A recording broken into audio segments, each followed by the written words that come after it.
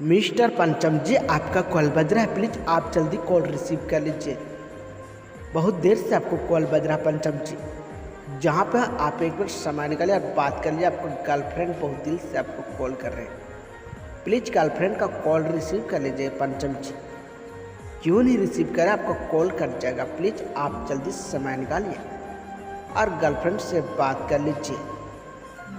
किसी urgent call होगा आप पंचम जी, आप समय निकाल कर गर्लफ्रेंड से बात कर लिए। बहुत देर से आपको कॉल आ रहा है, जल्दी समय निकालिए पंचम जी।